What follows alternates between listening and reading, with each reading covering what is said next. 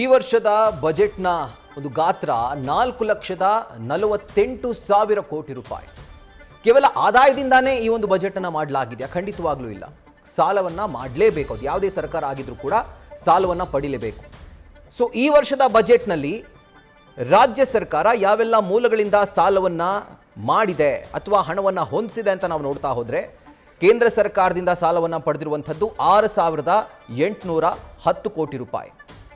ಈ ವರ್ಷಕ್ಕೆ ಇದು 6,810 ಕೋಟಿ ರೂಪಾಯಿಯನ್ನು ಕೇಂದ್ರದಿಂದ ಸಾಲದ ರೂಪದಲ್ಲಿ ಪಡೆಯಲಾಗಿದೆ. ಇನ್ನು ಬಹಿರಂಗ ಮಾರುಕಟ್ಟೆ ಸಾಲ 12,240 ಕೋಟಿ ರೂಪಾಯಿ. ಬಹಿರಂಗ ಮಾರುಕಟ್ಟೆಯಲ್ಲಿ LIC, NSSF, NCDC ಹಾಗೂ RIDF, ಅಂದರೆ national social security fund, national cooperative development corporation, rural infrastructure development fund, ಇದರಿಂದ 2,850 ಕೋಟಿ ರೂಪಾಯಿ ಸಾಲವನ್ನು ಮಾಡಲಾಗಿದೆ. ಇನ್ನು ವಿವಿಧ ಬಂಡವಾಳ ಜಮೆಗಳು 23 ಕೋಟಿ ರೂಪಾಯಿ. ಸೊ ಆಗಲೇ ವಿಪಕ್ಷ ನಾಯಕ ಆರ್ ಅಶೋಕ್ ಕೂಡ ಮಾತನಾಡ್ತಿದ್ರು. ಆಗ ಹೇಳ್ತಾ ಇದ್ರು, ಬಾಂಡ್ಗಳನ್ನು ಪ್ರಸ್ತಾಪ ಮಾಡಿದ್ರು. 23 ಕೋಟಿ ರೂಪಾಯಿ ಸಾಲವನ್ನು ಈಗ ಈ ರೂಪದಲ್ಲಿ ಪಡೆಯಲಾಗ್ತಾ ಇದೆ. ಸಾಲಗಳು ಮತ್ತು ಮುಂಗಡಗಳ ವಸೂಲಿ 167 ಕೋಟಿ ರೂಪಾಯಿ. ಇದು ಕೂಡ one of the type of ಸಾಲ ಅಂತ ಹೇಳ್ಬೋದು, ಲೋನ್. ರಾಜ್ಯ ಸರ್ಕಾರದ ಸಾಲದ ಮೂಲಗಳನ್ನು ಗಮನಿಸ್ತಾ ಇದ್ದೀರಿ. ಇನ್ನು ಸರ್ಕಾರದ ಬಂಡವಾಳ ವೆಚ್ಚವನ್ನು ಗಮನಿಸ್ತಾ ಇದ್ದೀವಿ. 71,924 ಕೋಟಿ ರೂಪಾಯಿ ಮಾಡುವಂತ ಕೆಲಸವನ್ನ ಸಿದ್ದರಾಮಯ್ಯನವರು ಮುಖ್ಯಮಂತ್ರಿಗಳು ಮಾಡಿದ್ದಾರೆ. ಯಾವುದೇ ಒಂದು ದೂರದೃಷ್ಟಿತ್ವ ಇಲ್ಲದೆ ಇರತಕ್ಕಂಥ ಒಂದು ನೀರಸವಾಗಿರ್ತಕ್ಕಂಥ ಬಜೆಟ್. ನಾನು ಮಾನ್ಯ ಮುಖ್ಯಮಂತ್ರಿಗಳು ಬಜೆಟ್ ಅನ್ನ ಓದ್ತಾ ಇರುವಂತ ಸಂದರ್ಭದಲ್ಲಿ ಹಾಗೆ ಆಡಳಿತ ಪಕ್ಷದ ಶಾಸಕರುಗಳನ್ನ ಗಮನಿಸ್ತಾ ಇದ್ದೆ. ಯಾವುದೇ ಶಾಸಕರಲ್ಲಿ ಈ ಬಜೆಟ್ ಬಗ್ಗೆ ಆಸಕ್ತಿ ಇಲ್ಲದೆ ಇರತಕ್ಕಂಥದ್ದು ಸ್ಪಷ್ಟವಾಗಿ ಕಾಣ್ತಾ ಇತ್ತು. ನಾನು ಹೆಸರನ್ನ ಉಲ್ಲೇಖ ಮಾಡೋದಕ್ಕೆ ಹೋಗೋದಿಲ್ಲ. ಆಡಳಿತ ಪಕ್ಷದ ಶಾಸಕರು ಅಲ್ಲಿ ಹಿರಿಯ ಶಾಸಕರ ಹತ್ರ ಹೋಗಿ ಪಂಗ್ನಾಮ ಹಾಕಿದ್ದಾರೆ ಮುಖ್ಯಮಂತ್ರಿಗಳು ಅಂತೇಳಿ ಆಡಳಿತ ಪಕ್ಷದ ಶಾಸಕರು ತೋರಿಸ್ತಾ ಇದ್ದಂತ ನಾನು ಗಮನಿಸಿದೆ. ಆ ಸಾಲಿನಲ್ಲಿ ಸಚಿವರುಗಳು ಕಾಣ್ತಾ ಇರಲಿಲ್ಲ. ಕೇವಲ 7-8 ಜನ ಸಚಿವರು ಕಾಣ್ತಾ ಇದ್ರೆ ವಿನಃ ಬೇರೆ ಯಾವುದೇ ಸಚಿವರಿಗೆ ಈ ಬಜೆಟಿನ ಬಗ್ಗೆ ಆಸಕ್ತಿ ಇರಲಿಲ್ಲ. ಆಡಳಿತ ಪಕ್ಷದ ಶಾಸಕರಿಗೂ ಕೂಡ ಈ ಬಜೆಟಿನ ಬಗ್ಗೆ ಆಸಕ್ತಿ ಇರಲಿಲ್ಲ. ನೋಡಿ, ಇವತ್ತು ಪ್ರಿಯಾರಿಟಿ ಸೆಕ್ಟರ್ ಅಂತ ಏನು ಕರಿತೇವೆ, ವಿಶೇಷವಾಗಿ ಶಿಕ್ಷಣ ಕ್ಷೇತ್ರಕ್ಕೆ ಕಳೆದ ಬಾರಿಗಿಂತಲೂ ಕೂಡ ಈ ಬಾರಿ ಕಡಿಮೆ ಮಾಡಿರುವಂಥದ್ದು. ಬಜೆಟ್ ಅಲೋಕೇಶನ್ ಏನು ಮಾಡಬೇಕಾಗಿತ್ತು, ಕಳೆದ ಬಜೆಟ್ ನಲ್ಲಿ 12% ಕೊಟ್ಟಿದ್ರು ಎಜುಕೇಶನ್ಗೆ, ಈ ಬಾರಿ 10%ಗೆ ಇಳಿಸಿದ್ದಾರೆ. ಅಂದ್ರೆ ಈ ರೀತಿ ಯಾವುದೇ ಒಂದು ಪ್ರಿಯಾರಿಟಿ ಸೆಕ್ಟರ್ಗೆ ಇವತ್ತು ಆದ್ಯತೆಯನ್ನು ನೀಡದೇ ಇರುವಂಥದ್ದು. ಕ್ಯಾಪಿಟಲ್ ಇನ್ವೆಸ್ಟ್ಮೆಂಟ್ ಅದಕ್ಕೂ ಕೂಡ ಇವತ್ತು ಆದ್ಯತೆ ನೀಡದೇ ಇರತಕ್ಕಂಥದ್ದು ಸ್ಪಷ್ಟವಾಗಿ ಗೊತ್ತಾಗ್ತಾ ಇದೆ. ಇವತ್ತು ಮುಖ್ಯಮಂತ್ರಿಗಳು ಇವತ್ತು ಶಬ್ದವನ್ನು ಮಾಡುವಂತ ಪ್ರಯತ್ನ ಮಾಡಿದ್ದಾರೆ ವಿನಃ ಯಾವುದೇ ಒಂದು ನಮ್ಮ ರಾಜ್ಯದ ಒಂದು ಅಭಿವೃದ್ಧಿಯ ದೃಷ್ಟಿಯನ್ನು ಇಟ್ಕೊಂಡು ಬಜೆಟ್ ಅನ್ನ ಮಂಡನೆ ಮಾಡಿಲ್ಲ. ಈ ರೀತಿ ಒಂದು ಬಜೆಟ್ ಅನ್ನ ಮಂಡನೆ ಮಾಡ್ತಾರೆ ಅಂತೇಳಿ ನಾವು ಯಾರು ಕೂಡ ನಿರೀಕ್ಷೆ ಮಾಡಿರಲಿಲ್ಲ. ರೈತರ ಬಗ್ಗೆನೂ ಕೂಡ ಏನು ಕಾಳಜಿನ ತೋರಿಲ್ಲ ಮಾನ್ಯ ಮುಖ್ಯಮಂತ್ರಿಗಳು, ಹಣಕಾಸಿನ ಸಚಿವರು. ಯುವಕರಿಗೆ ಆದ್ಯತೆಯನ್ನು ನೀಡ್ತಾರೆ. ಉದ್ಯೋಗ ಅವಕಾಶಕ್ಕೆ ಒಂದು ಪೂರಕವಾಗಿರ್ತಕ್ಕಂಥ ಬಜೆಟ್ ಅನ್ನ ಕೊಡ್ತಾರೆ ಅಂತ ಅನ್ಕೊಂಡಿದ್ವಿ. ಅದಕ್ಕೂ ಕೂಡ ಅವಕಾಶನ ನೀಡದೇನೆ ತಮ್ಮ ಪಂಚ ಗ್ಯಾರಂಟಿಗಳಿಗೆ ಹಣವನ್ನ ಕ್ರೋಢೀಕರಿಸೋದಕ್ಕೆ ಸಾಧ್ಯ ಆಗದೇನೆ ಪದೇ ಪದೇ ಅವರು ಅಬಕಾರಿ ಇಲಾಖೆ ಮೇಲೆ ಇವತ್ತು ಡಿಪೆಂಡ್ ಆಗಿರುವಂಥದ್ದು. ಈ ಬಾರಿನೂ ಕೂಡ 45,000 ಕೋಟಿ ರೂಪಾಯಿಗಳ ನಿರೀಕ್ಷೆಯನ್ನ ಮಾನ್ಯ ಮುಖ್ಯಮಂತ್ರಿಗಳು ಅಬಕಾರಿ ಇಲಾಖೆಯಿಂದ ನಿರೀಕ್ಷೆ ಮಾಡ್ತಾ ಇದ್ದಾರೆ. ಹಾಗಂದ್ರೆ ಅರ್ಥ ಏನಪ್ಪಾ ಅಂತ ಹೇಳಿದ್ರೆ, ಮುಖ್ಯಮಂತ್ರಿಗಳು ಈ ರಾಜ್ಯವನ್ನ ಕುಡುಕರ ರಾಜ್ಯವನ್ನಾಗಿ ಮಾಡೋದಕ್ಕೆ ಹೊರಟಿರ್ತಕ್ಕಂಥದ್ದು ಈಗಾಗಲೇ ನಿರೂಪಿಸಿದ್ದಾರೆ. ಈ ಬಜೆಟ್ ಅಲ್ಲೂ ಕೂಡ ಅದನ್ನ ಮತ್ತೊಮ್ಮೆ ತಿಳಿಸಿರುವಂತದ್ದು. ಆರೋಗ್ಯ ಇಲಾಖೆ ಬಗ್ಗೆನೂ ಕೂಡ ಗಮನ ಕೊಟ್ಟಿಲ್ಲ. ನೀರಾವರಿ ಯೋಜನೆಗಳಿಗೆ ಇವತ್ತು ಗಮನವನ್ನು ಕೊಟ್ಟಿಲ್ಲ. ಇವತ್ತು ಉತ್ತರ ಕರ್ನಾಟಕದ ಅಭಿವೃದ್ಧಿಗೂ ಕೂಡ ಕಿಂಚಿತ್ತೂ ಕೂಡ ಕಾಳಜಿನ ತೋರಿಸಿಲ್ಲ. ಅಷ್ಟೇ ಅಲ್ಲ, ಮಾನ್ಯ ಮುಖ್ಯಮಂತ್ರಿಗಳೇ ಜನ್ಮ ಕೊಟ್ಟಿರ್ತಕ್ಕಂಥ ಮೈಸೂರು ಜಿಲ್ಲೆಗೂ ಕೂಡ ಯಾವುದೇ ಒಂದು ಕೊಡುಗೆಯನ್ನು ಕೊಟ್ಟಿಲ್ಲ. ಕರಾವಳಿ ಭಾಗವನ್ನು ಸಂಪೂರ್ಣ ನಿರ್ಲಕ್ಷಿಸಿದ್ದಾರೆ. ಕಾರಣ ಏನು? ಇವತ್ತು ಕರಾವಳಿ ಭಾಗ ಅಂತ ಹೇಳಿದ್ರೆ ಭಾರತೀಯ ಜನತಾ ಪಾರ್ಟಿಗೆ ಒಂದು ದೊಡ್ಡ ಶಕ್ತಿಯನ್ನು ಕೊಟ್ಟಿದೆ ಅನ್ನುವ ಒಂದೇ ಒಂದು ಕಾರಣಕ್ಕೆ ಕರಾವಳಿ ಭಾಗವನ್ನು ಉಲ್ಲೇಖವನ್ನು ಕೂಡ ಅವರು ಮಾಡಿಲ್ಲ. ಹಾಗಾಗಿ ಕರಾವಳಿ ಭಾಗ ಇರ್ಬೋದು, ಉತ್ತರ ಕರ್ನಾಟಕ ಇರ್ಬೋದು, ಮಧ್ಯ ಕರ್ನಾಟಕ ಇರ್ಬೋದು, ಹಳೆ ಮೈಸೂರು ಭಾಗ ಇರ್ಬೋದು, ಇಡೀ ಕರ್ನಾಟಕದ ಸಮಗ್ರ ಅಭಿವೃದ್ಧಿಯ ದೃಷ್ಟಿಕೋನ ಇಲ್ಲದೆ ಇರತಕ್ಕಂಥ ಒಂದು ಬಜೆಟ್ ಅನ್ನೋದನ್ನ ನಾನು ಈ ಸಂದರ್ಭದಲ್ಲಿ ಹೇಳೋದಕ್ಕೆ ಇಚ್ಛಪಡ್ತೇನೆ.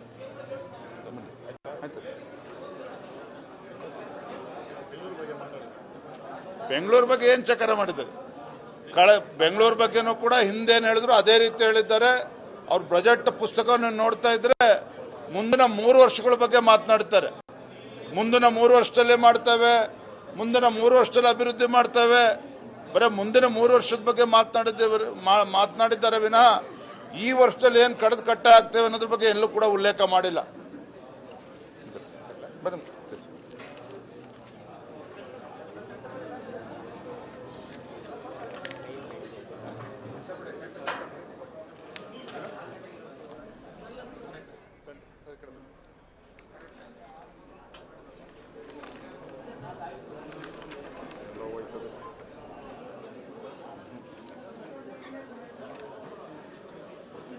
ಸರ್ವರಿಗೂ ತೆರಿಗೆ, ಸರ್ವರಿಗೂ ಸಾಲ. ಸಿದ್ದರಾಮಯ್ಯನವರ 17ನೇ ಬಜೆಟ್ಟಿನ ತಿರುಳು.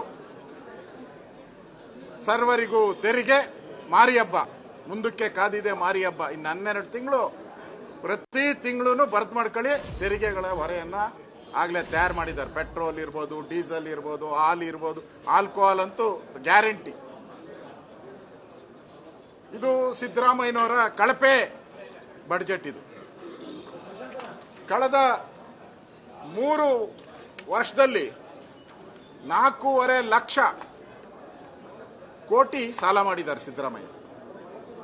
4.5 ಲಕ್ಷ ಕೋಟಿ. ನಮ್ದು ಈಗ 8 ಲಕ್ಷ ಕೋಟಿ, 824 ಕೋಟಿ ನಾವು ಸಾಲ ನಮ್ಮ ತಲೆ ಮೇಲೆ ಇದೆ ಈಗ. ಅದರಲ್ಲಿ ಸಿದ್ದರಾಮಯ್ಯನವರ ಪಾಲೆಷ್ಟು ಅಂದ್ರೆ 54%.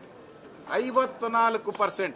ಇನ್ನು2 ವರ್ಷದ್ದು ಏನಾನ ಸೇರಿಸ್ಕೊಂಡ್ಬಿಟ್ರೆ ಸಿದ್ದರಾಮಯ್ಯನವ್ರದ್ದು 60%. ಹೆಂಗೂ ಕಮಿಷನ್ 60% ಹೊಡಿತಾವ್ರೆ. ಆ ಕಮಿಷನ್ಗೆ ಕರೆಕ್ಟಾಗಿ ಇವ್ರ ಶೇರುನು ಸಾಲನೂ ಕೂಡ ಇದೆ.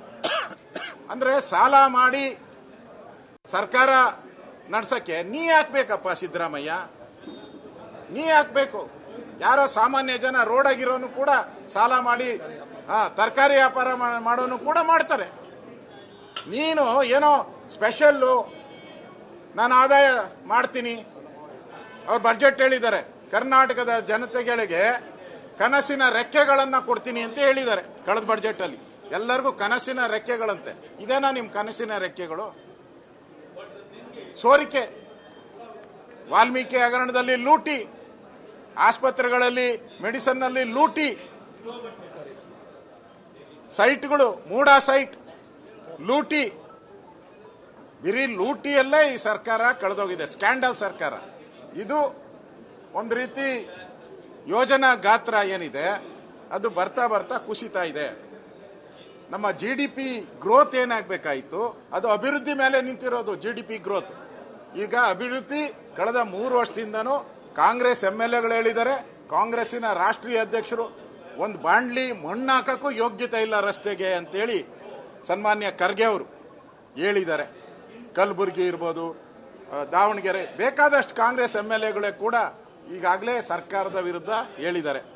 ಕೆಲವರಂತೂ ರಾಮನಗರದ MLA ಹೇಳಿದ್ದಾರೆ, ಈ ಸಿದ್ದರಾಮಯ್ಯ ಇದ್ರೆ ನಾನು ರಾಜೀನಾಮೆನೇ ಕೊಟ್ಬಿಡ್ತೀನಿ, DK ಶಿವಕುಮಾರ್ ಆಗಬೇಕು ಅಂತ ಅವ್ರು ಹೇಳಿದ್ದಾರೆ. ಅಂದ್ರೆ ಈ ಸರ್ಕಾರ ಇವತ್ತು ಬಜೆಟ್ ಅನ್ನ ಮಣ್ಣೆ ಮಾಡಿ ಇದೊಂದು ಜನಪರವಾದಂತ ಬಜೆಟ್ ಆಗಬೇಕಾಯಿತು. ಆದರೆ ಜನರಿಗೆ ಮೋಸ ಮಾಡುವಂತ ಬಜೆಟ್. ವಿಶೇಷವಾಗಿ ಬಡವರಿಗೆ ಅನ್ಯಾಯ ಮಾಡಿದ್ದಾರೆ. ರೈತರಿಗೆ ನೀರಾವರಿ ಯೋಜನೆಗೆ ಕೃಷ್ಣೆಯ ಕಣ್ಣೀರು ಅಂತೇಳಿ ಅವಾಗ ಯಡಿಯೂರಪ್ಪನವ್ರು ಮುಖ್ಯಮಂತ್ರಿ ಇದ್ದಾಗ ಇವರೊಂದು ಪಾದಯಾತ್ರೆ ಎಲ್ಲ ಮಾಡಿದ್ರು. 50,000 ಕೋಟಿ ಕೊಡ್ತೀನಿ ಅಂದ್ರು, ಪ್ರತಿ ವರ್ಷ 10,000 ಅಂದ್ರು.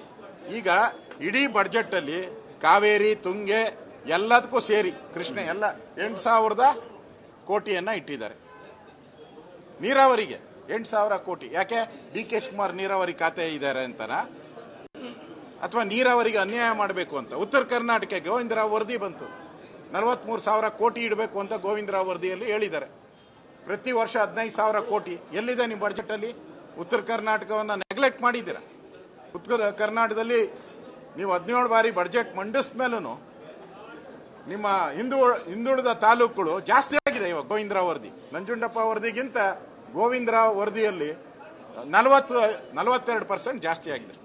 ಅಂದ್ರೆ ಸಿದ್ದರಾಮಯ್ಯ ಕರ್ನಾಟಕದ ಆರ್ಥಿಕ ಪರಿಸ್ಥಿತಿಯನ್ನ ಹಾಳುಗೆಡುವುದವರು, ಕರ್ನಾಟಕವನ್ನ ಸಾಲಗಾರರ ಲಿಸ್ಟಲ್ಲಿ ಸೇರಿಸಿದವರು, ಕರ್ನಾಟಕದ ಜನತೆಗೆ ದ್ರೋಹ ಮಾಡಿದವರು.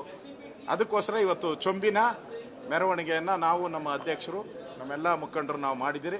ಕರ್ನಾಟಕದ ಜನತೆಗೆ ಈ ಬಡ್ಜೆಟ್ ಅಲ್ಲಿ ಏನ್ ಕೊಟ್ಟವ್ರೆ ಅಂದ್ರೆ ಚೊಂಬು ಚೊಂಬು ಚೊಂಬು, ಖಾಲಿ ಚೊಂಬು ಕೊಟ್ಟಿದ್ದಾರೆ ಅಷ್ಟೇ.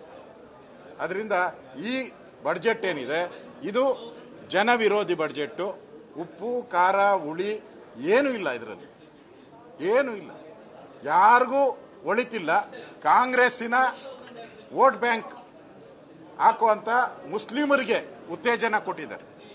ವೋಟ್ ಬ್ಯಾಂಕ್, ಅವ್ರಿಗೆ ವೋಟ್ ಬ್ಯಾಂಕ್ ಏನಿದೆ ಆ ಮುಸ್ಲಿಮರು, ಅದಕ್ಕೆ ಹಣ ಕೊಟ್ಟಿದ್ದಾರೆ. ದಲಿತರ ಹಣವನ್ನ ನುಂಗಿದ್ದಾರೆ. ಹೋದ ಸರಿನೇ 43,000 ಕೋಟಿ, ಅದೇನಪ್ಪ 43,000 ಕೋಟಿ. ಈ ಸರಿ ಸೇರಿಸ್ತಾರೆ 54-55,000 ಕೋಟಿ ಹೋಗ್ತೈತೆ. ಒಂದ್ ಕಡೆ ದಲಿತರ ಹಣವನ್ನ ತಗೊಂಡಿದ್ದೀರಾ, ಯಾಕೆ ಮುಸಲ್ಮಾನರ ಹಣವನ್ನ ಯಾಕೆ ತಗೊಂಡಿಲ್ಲ ನೀವು? ಅವರ ಇಲಾಖೆಯಲ್ಲಿರೋ ಹಣವನ್ನ ಗ್ಯಾರಂಟಿಗಳಿಗೆ ಯಾಕೆ ಡೈವರ್ಟ್ ಮಾಡಿಲ್ಲ? ದಲಿತರೇ ಬೇಕಾಗಿತ್ತಾ? ದಲಿತರ ಹಣನೇ ಬೇಕಾ ನಿಮ್ಗೆ? ಮುಸಲ್ಮಾನರ ಹಣವನ್ನ ಯಾಕೆ? ವಕ್ಫ್ ಬೋರ್ಡ್ ಇದೆಯಲ್ಲ ಆಸ್ತಿ, 1 ಲಕ್ಷ ಎಕರೆ ಇದೆ, ಯಾಕೆ ಡೈವರ್ಟ್ ಮಾಡಿಲ್ಲ ನೀವು ಗ್ಯಾರಂಟಿಗೋಸ್ಕರ? ಅಂದ್ರೆ ಈ ಸರ್ಕಾರ ವೋಟ್ಗೋಸ್ಕರ ಮಾಡಿರುವಂತ ಒಂದು ಬಡ್ಜೆಟ್ ಇದು. ಇದು ಅಳಸಲು ಬಡ್ಜೆಟ್. ಇದನ್ನ ನಾವು ತಿರಸ್ಕಾರ ಮಾಡಿದಿರಿ. ರಾಜ್ಯದ ಜನತೆ ಮುಂದೆ ಈ ಬಡ್ಜೆಟ್ ಇಟ್ಕೊಂಡು ನಾವು ಜನಗಳ ಮುಂದೆ ಹೋಗ್ತೀರಿ. ಈ ಸರ್ಕಾರವನ್ನ ಕಿತ್ತೊಗೆಯುವಂತ ಕೆಲಸವನ್ನ ನಾವು, ನಮ್ಮ ಅಧ್ಯಕ್ಷರು, ನಮ್ಮೆಲ್ಲ MLAಗಳು ನಾವು ಹೋರಾಟವನ್ನ ಮುಂದುವರಿಸ್ತೀರಿ. ಈ ಸರ್ಕಾರ ತೊಲಗಬೇಕು, ಲೂಟಿಕೋರ ಸರ್ಕಾರ. ಸೊ ವಿಪಕ್ಷ ನಾಯಕರು ಮುಗಿಬಿದ್ದಿದ್ದಾರೆ. ಇನ್ಫ್ಯಾಕ್ಟ್ ಬಿಜೆಪಿ ರಾಜ್ಯಾಧ್ಯಕ್ಷ BY ವಿಜೇಂದ್ರ ಕೂಡ ಬಜೆಟ್ನ ವಿರುದ್ಧ ಹರಿಹಾಯ್ತಾ ಇದ್ರು. ಈಗ ವಿಪಕ್ಷ ನಾಯಕ R ಅಶೋಕ್ ಕೂಡ ಇದೊಂದು ಹಳಸಿದ ಬಜೆಟ್, ಜನರಿಗೆ ಯಾವುದೇ ಥರದ ಅವರ ನಿರೀಕ್ಷೆ ಏನಿತ್ತು ಅದನ್ನು ತಲುಪದೇ ಇರುವಂಥ ಬಜೆಟ್, ರಾಜ್ಯವನ್ನು ಸಾಲದ ಕೂಪಕ್ಕೆ ದೂಡಿರುವಂಥ ಬಜೆಟ್ ಅಂತ ಬಜೆಟನ್ನು ಖಂಡಿಸಿ ಹರಿಹಾಯ್ದಿದ್ದಾರೆ. ಅದರ ಜೊತೆಗೆ ಗಮನಿಸ್ತಾ ಇದ್ದೀರಿ, ವಿಧಾನಸೌಧದಲ್ಲಿ ಅವರು ಖಾಲಿ ಚೊಂಬನ್ನು ಹಿಡ್ಕೊಂಡು ಇದು ಖಾಲಿ ಚೊಂಬಿನ ಬಜೆಟ್ ಅಂತ ಹೇಳಿ ಅವರು ಪ್ರತಿಭಟನೆಯನ್ನು ಮಾಡ್ತಿದ್ದಾರೆ. ಸೊ ಮೆರವಣಿಗೆ ಹೋಗ್ತೀವಿ ಅಂತ ಹೇಳ್ತಿದ್ದಾರೆ. ಸೊ ಯಾವಾಗ ಹೋಗ್ತಾರೋ ಗೊತ್ತಿಲ್ಲ, ಬಟ್ ಸ್ಟಿಲ್ ಈ ಬಜೆಟನ್ನು ವಿರೋಧಿಸುವಂಥ ಕೆಲಸವನ್ನು ವಿಪಕ್ಷಗಳು ಮಾಡಿದ್ದಾವೆ. ಮಗದೊಂದು ಕಡೆಯಲ್ಲಿ ಕಾಂಗ್ರೆಸ್ ಸರ್ಕಾರದ ಈ ಒಂದು ಬಜೆಟ್ಗೆ ಶಾಸಕರು ಹಾಗೂ ಸಚಿವರು ಬಹುಪರಾಕ್ ಹೇಳ್ತಿದ್ದಾರೆ. ನ್ಯೂಸ್ ಫಸ್ಟ್, ನಿರ್ಭೀತಿಯಿಂದ ನಿಮ್ಮ ಪರವಾಗಿ.